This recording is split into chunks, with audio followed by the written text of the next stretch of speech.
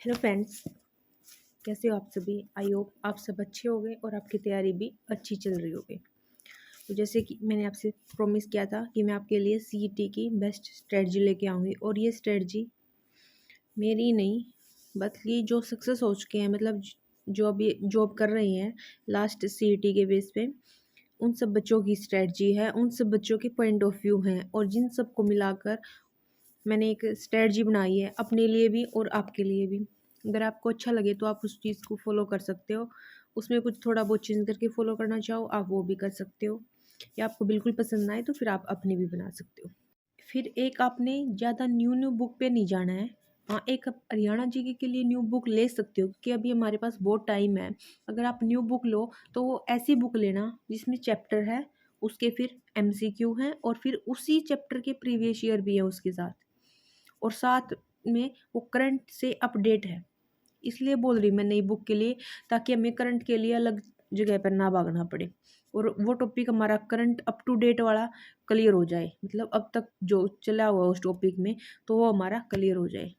ठीक है, तो आपको कोई एक बुक ले लेनी है उसके लिए। बाकी मैथ के लिए ऑलरेडी आपने जो बुक पढ़ी हुई है उसी को प्रैक्टिस करो। रीजनिंग के लिए जो भी आपके पास मटेरियल है उसी को प्रैक्टिस करना है। इंग्लिश के लिए वही, आगे मैं बुक की डिस्कस करूँगी स्ट्रेटजी में, ठीक है। लेकिन मेरा यहाँ कहने का मतलब ये है कि आपको नई नई बुक पे नहीं भागना है, और बहुत सारी बुक नहीं लेनी है। जितने सब्जेक्ट बस उतनी बुक, एक सब्जेक्ट के लिए एक बुक इनफ, उससे ज़्यादा बुक नहीं लेनी है आपको। एक बुक का रिवीजन बार बार करना है, क्या ठीक है ना। पहले पहले तो हमें स्ट्रेटजी से पहले कुछ ऐसे पॉइंट हैं जिनको समझना बहुत ज़रूरी है। पहली चीज़ तो ये है कि फैब मार्च 2 महीने, यानी 20 डेज तो हमारे फैब के हैं और 30 डेज हमारे मार्च के हैं। एक दिन छोड़ देते हैं, 30 डेज मान लेते हैं। ये 50 डेज की हमारी स्ट्रेटजी होगी। इन 50 डेज में आपको क्या चीज़ नहीं करनी है। फर्स्ट तो आपको क्या नहीं करना है, डेट के बारे में नहीं सोचना है, एग्ज़ाम डेट एग्ज़ाम मंथ इसके बारे में बिल्कुल नहीं सोचना आपको 31 मार्च तक। उसके बाद आप सोच सकते हो, ठीक है। एक तो आपको डेट को नहीं सोचना है। फिर दूसरा आपको क्या करना है, आपका एम क्या होना चाहिए। अगर आपने ये सोच लिया कि मेरे 70+ आ गए, मैं मान लिया 10 गुना बुलाएंगे तो मेरा नंबर आ जाएगा, आपको 10 गुना का आपका टारगेट नहीं होना चाहिए। 10 गुना में क्या हो सकता है, आप डी ग्रुप के लिए पहुंच जाओगे। या फिर क्या होगा, जो आपकी पुलिस की वैकेंसी हैं वो ज़्यादा होती हैं, और उसमें एज वाला भी एक फैक्टर आ जाता है हमारा, ठीक है। तो उसमें हो जाएगा, अगर जिसकी एज है ना पुलिस वाली, आपका हो जाएगा अगर आप 70 के आसपास पहुंचते हो। लेकिन जो 30+ हो चुके हैं, जो पुलिस में अप्लाई नहीं कर सकते, उनकी एज नहीं है, उनके लिए तो 4 गुना में आना बहुत ज़रूरी है। अगर कोई वैकेंसी 10 वैकेंसी आई तो ऊपर वाले 40 को लेंगे ना, ठीक है ना। अगर 10 गुना भी हैं तो कितने को लेंगे, 100 को लेंगे। तो आपको टॉप में रहना है, अपने मार्क्स इतने लेने हैं ताकि आप टॉप में रहो, और आपको टेंशन ना रहे कि आपका नंबर आएगा कि नहीं आएगा मेंस के लिए, ठीक है। फिर एक आपने ज़्यादा न्यू न्यू बुक पे नहीं जाना है। हाँ, एक आप हरियाणा जीके के लिए न्यू बुक ले सकते हो क्योंकि अभी हमारे पास बहुत टाइम है। अगर आप न्यू बुक लो तो वो ऐसी बुक लेना जिसमें चैप्टर है, उसके फिर एमसीक्यू हैं, और फिर उसी चैप्टर के प्रीवियस ईयर भी है उसके साथ, और साथ में वो करंट से अपडेट है। इसलिए बोल रही मैं नई बुक के लिए, ताकि हमें करंट के लिए अलग जगह पर ना भागना पड़े, और वो टॉपिक हमारा करंट अप टू डेट वाला क्लियर हो जाए, मतलब अब तक जो चला हुआ उस टॉपिक में तो वो हमारा क्लियर हो जाए, ठीक है। तो आपको कोई एक बुक ले लेनी है उसके लिए। बाकी मैथ के लिए ऑलरेडी आपने जो बुक पढ़ी हुई है उसी को प्रैक्टिस करो। रीजनिंग के लिए जो भी आपके पास मटेरियल है उसी को प्रैक्टिस करना है। इंग्लिश के लिए वही, आगे मैं बुक की डिस्कस करूँगी स्ट्रेटजी में, ठीक है। लेकिन मेरा यहाँ कहने का मतलब ये है कि आपको नई नई बुक पे नहीं भागना है, और बहुत सारी बुक नहीं लेनी है। जितने सब्जेक्ट बस उतनी बुक, एक सब्जेक्ट के लिए एक बुक इनफ, उससे ज़्यादा बुक नहीं लेनी है आपको। एक बुक का रिवीजन बार बार करना है, क्या आप 100 बुक को एक बार पढ़ोगे ना, उसका फ़ायदा नहीं है। अगर एक बुक को 100 टाइम पढ़ लोगे ना तो वो आपको अच्छा सिलेक्शन दिला देगी, ठीक है ना। चलो बात कर लेते हैं स्ट्रेटजी की। सीईटी 2025 फैब के हमारे पास 20 डेज हैं। ये 9 तारीख से स्टार्ट होगी हमारी, ठीक है। आज ये 7 को मैं अपलोड कर दूंगी वीडियो। 8 का दिन आपके पास है, आप इसमें कुछ चेंज करना चाहो तो वो कर सकते हो, और अपने अकॉर्डिंग अपनी स्ट्रेटजी बना के अपना मतलब जहाँ पढ़ते हो वहाँ सामने लगा लेना इस चीज़ को, ताकि हमें दिखते रहे हमारे डे जा रहे हैं, कितने दिन चले गए, कितने दिन बच गए, आपको सब कुछ सामने दिखे और हमें कब क्या पढ़ना है ये भी दिखे, ठीक है ना। तो 9 से स्टार्ट होगी और ये 28 तक। 20 डेज तो हमारे फैब के हो गए, 30 डेज हमारे मार्च के हो गए, 50 डेज की हमारी स्ट्रेटजी है, ठीक है। फैब मंथ है जो हमारा, उसमें हमारा चैलेंज है 50 मार्क्स का, ठीक है। पहले हम वो सब्जेक्ट लेंगे जो जिन्हें हमें करके रख देना है, ठीक है ना, हम वो सब्जेक्ट लेंगे। तो फैब में जो हम सब्जेक्ट लेंगे, 4 सब्जेक्ट का चैलेंज लेंगे, उन 4 सब्जेक्ट को करके फैब में और फिर एक साइड कर देंगे, ठीक है। जो हमारी 50 मार्क्स की टेंशन है वो ख़त्म हो जाएगी, ठीक। उसमें क्या है, वो सब्जेक्ट हैं जिनको हम इग्नोर कर देते हैं कि ये तो इजी है, हो जाएगा, लेकिन यही सब्जेक्ट होते हैं जो हमें हमारे गोल तक पहुंचाने में हेल्प करते हैं, जो हमें स्कोर करवाते हैं, ठीक है ना। Hindi 15 marks, English 15 marks, reasoning 15 marks, computer 5 marks. अगर कुछ भी चेंज होगा सिलेबस में, सॉरी पैटर्न में, तो थोड़ा बहुत मार्क्स का चेंज हो सकता है, 15 की जगह 10 आ जाए, इसमें 5 ऐड कर दिए जाए, इस टाइप से कुछ थोड़ा बहुत हो जाता है, लेकिन इन्हीं के इर्द गिर्द घूमेंगे हमारा एग्जाम, ठीक है ना। तो जो हमारी हिंदी है उसके लिए हम अपनी एक बुक ले सकते हैं, ल्यूशंट। अब जरूरी नहीं कि आपके पास ल्यूशंट नहीं है तो आप ल्यूशंट खरीदने जाओ, आपने कोई और बुक पढ़ी हो, अरियंत की पढ़ी हो, तो आप उसी को प्रैक्टिस करो, ठीक है। 20 डेज काफ़ी हैं। इंग्लिश प्लिंथ टू पैरामाउंट, ये बुक तो होनी चाहिए, आई होप आपके पास होगी ये बुक, ठीक है ना। ये बुक तो बेस्ट है, मतलब फेंक देना इसको बिल्कुल ऐसे रगड़ के। उसके बाद रीजनिंग, अगर आपके पास कोई भी बुक है वो, नहीं तो आपको क्या करना है, अल्फ़ाबेट सारी क्लियर कर लेनी है आपने, स्क्वायर रूट, स्क्वायर और क्यूब क्लियर कर लेने हैं। कोई बहुत सारे चैप्टर ऐसे हैं, जैसे कैलेंडर का चैप्टर है, वो एक थोड़ा बहुत मतलब कन्फ्यूजन वाला होता है, डेट टाइम, और ये जरूर आता है सीईटी में। वो एक चैप्टर अपना, अगर आपके पास बुक नहीं है तो आप यूट्यूब पे डालो और वो चैप्टर क्लियर करो और अपने नोट्स बनाओ चैप्टर के, ठीक है। एक जैसे फिगर वाला होता है, फिगर काउंट करने आते हैं, कई बार वो कन्फ्यूजन हो जाती है, हम अपने आंसर तक नहीं पहुंच पाते, वो वाला क्लियर कर लिया। अगर आपको कोई भी ऐसा टॉपिक लगता है रीजनिंग में कि हाँ ये मेरा डाउटफुल है, इसमें मैं गलती कर लेती हूँ, जैसे ब्लड रिलेशन का पक्का आता है, ठीक है ना, तो आप उसको यूट्यूब पे डालो, अगर आपके पास बुक नहीं है तो उसमें से क्लियर करो और उसमें जो भी पॉइंट नोट करने के वो नोट करो, ठीक है, ताकि आप एग्जाम से पहले उसको देख सको। रीजनिंग का हो गया हमारा ये। उसके बाद है कंप्यूटर। कंप्यूटर के लिए एक ल्यूशंट की बुक आती है, या फिर आपने अब तक पढ़ा है कंप्यूटर कोई भी बुक, ठीक है, और अदरवाइज नहीं है तो आप कंप्यूटर के लिए ले लेना कोई ऐसी इतनी मोटी बुक नहीं, कोई पतली बुक जिसका रिवीजन आप कर सको बार बार और उसमें अच्छा मटेरियल दिया हो, वो वाली बुक लेनी है आपको।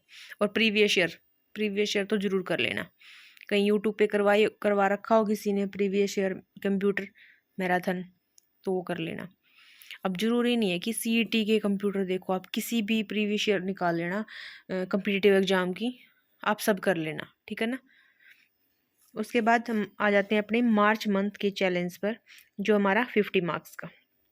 ये 3 सब्जेक्ट हैं, इनको फिर क्या करना है, हमें कंटिन्यू में रखना है मार्च के बाद भी, जो हमारे पास मंथ बचे जितने भी, अप्रैल मई जून, मॉक टेस्ट प्लस ये सब्जेक्ट हमारे कंटिन्यू और प्रीवियस ईयर, ठीक है ना। तो इसमें क्या है, हरियाणा जीके जो 25 मार्क्स की आएगी, मैथ 15 मार्क्स का आएगा, जीए 10 मार्क्स की आएगी, ठीक है। ये मैं बुक लिखना भूल गई थी, मैंने बुक लिखी है अभी, ठीक है।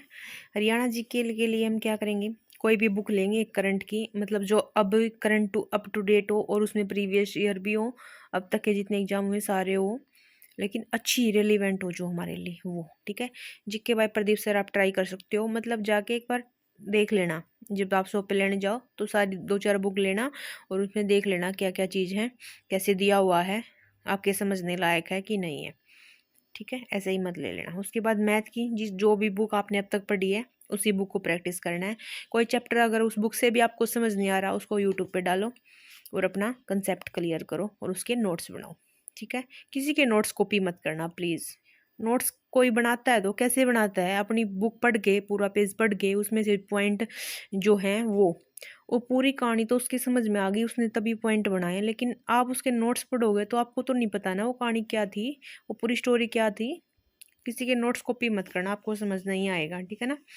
वो रटने वाली बात हो जाएगी, और फिर रटा हुआ तो कुछ टाइम तक ही याद रहता है। फिर है जनरल अवेयरनेस, इसमें पॉलिटी, साइंस, हिस्ट्री, ये आप इन पर फोकस करना, ठीक है। इसके लिए हम बुक ल्यूशेंट तो सबको पता ही है और सबके पास है भी, जो कंपटीशन की तैयारी करता है। ल्यूशेंट के लिए बेस्ट हमारी ये, इनके जीए के लिए बेस्ट है ल्यूशेंट। अगर ल्यूशेंट नहीं है तो रेलवे, ठीक है। रेलवे में ये है कि मिसलेनियस मिलेंगे। और ल्यूशेंट में आप क्या कर सकते हो, पॉलिटी का पोर्शन निकाला, जो थ्योरी वाली है, पॉलिटी का पोर्शन निकाला। अगर मान लिया 30 पेज में पॉलिटी करवा रखी है तो 20 डेज हमारे, तो 15 डे में भी कर सकते हो अगर आप डेली के 2 पेज करोगे तो, ठीक है ना। थ्योरी वाली बुक ल्यूशेंट से इसका बेस्ट तरीका ये है, जैसे पॉलिटी पढ़ रहे हो, 2 पेज ल्यूशेंट बुक से किए, और जो ल्यूशेंट इसकी ऑब्जेक्टिव आती है, फिर पॉलिटी उसी चैप्टर की और उसी टॉपिक की ऑब्जेक्टिव कर लेना ल्यूशेंट, ठीक है। पहले ल्यूशेंट थ्योरी, फिर ल्यूशेंट ऑब्जेक्टिव, कन्फ्यूज मत होना। अगर ल्यूशेंट थ्योरी है तो ल्यूशेंट थ्योरी थ्योरी कर लेना, और रेलवे के हर रोज़ 2 पेज कर लेना, हर रोज़ 2 पेज, ज़्यादा नहीं, ठीक है। क्योंकि ये तो हमें कंटिन्यू रखना है फिर बाद में, तो हर रोज़ 2 पेज करते रहेंगे तो एग्ज़ाम कब तक होगा पता नहीं। तो आप इतना तो करना, अगर आपके पास टाइम ज़्यादा तो आप ज़्यादा भी कर सकते हो अपने अकॉर्डिंग, ठीक है। अब चलते हैं टाइम मैनेजमेंट पे, ठीक है। टाइम मैनेजमेंट, ये मैंने सब्जेक्ट लिखे हुए हैं, ये है अनमैरिड के लिए और ये है मैरिड के लिए, ठीक है। जो अनमैरिड लड़कियां उनके लिए, और ये मैरिड। अब ज़रूरी नहीं है लड़कियों के लिए, ये कोई भी इसको फॉलो कर सकता है, लेकिन मैं एक मैरिड हूँ और एक बच्चे की माँ भी हूँ, तो उसी के अकॉर्डिंग मैंने भी टाइम डिवोट किया है, ताकि जो भी मेरी और फ्रेंड्स हैं उनको हेल्प हो उसकी, ठीक है।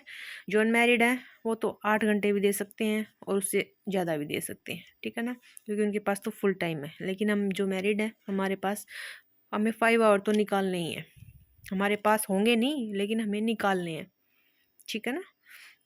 तो पहला हमारा सब्जेक्ट है हिंदी, इंग्लिश, रीजनिंग, कंप्यूटर, जो हमें 20 डेज में करना है, फैब मंथ, ठीक है ना।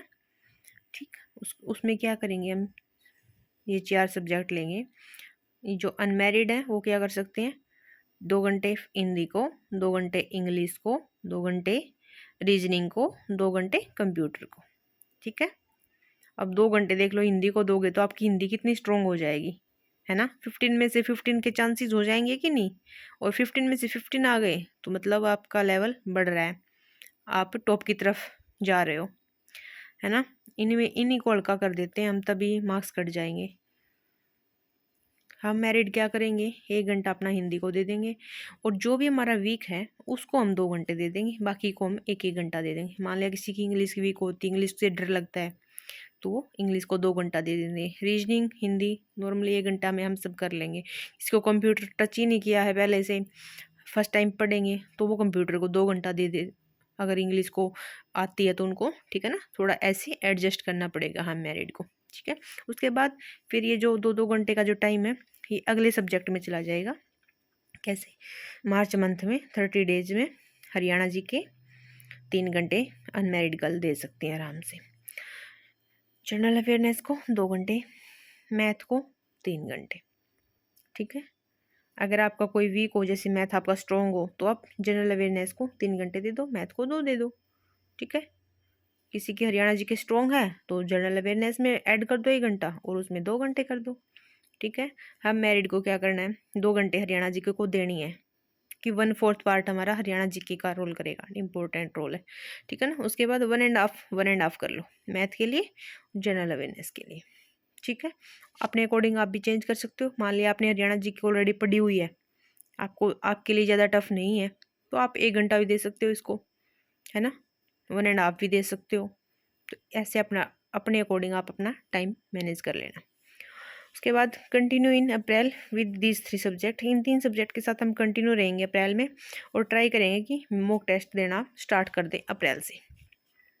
अगर आपको ये स्ट्रेटजी अच्छी लगी तो आप ज़रूर फॉलो करना, और कुछ इसमें ऐड करना या फिर अपना कोई सजेशन हो तो वो भी कमेंट में ज़रूर देना, और प्लीज़ शेयर करना सबके साथ, ताकि सबको हेल्प हो सके और सब एक बेस्ट मोटिवेशन के साथ अपनी स्ट्रेटजी को बूस्ट अप कर सके। ठीक है ना, ना कि नीचे जाएं कि एग्ज़ाम नहीं होने वाला, अभी नहीं होने वाला, मई में नहीं होगा, जून में नहीं होगा।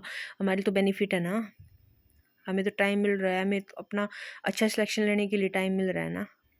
तो हम क्या करना है, हमें अपनी जो तैयारी है उसको बूस्टअप करना है, बहुत ऊपर लेके जाना है, ना कि नीचे गिरने देना है। ठीक है, और एग्ज़ाम के बारे में आप नहीं सोचोगे, एग्ज़ाम डेट के बारे में वो सोचोगे आप मार्च के बाद। ठीक है, आपको अच्छा लगे तो थैंक यू सो मच, आप लाइक करना और शेयर करना।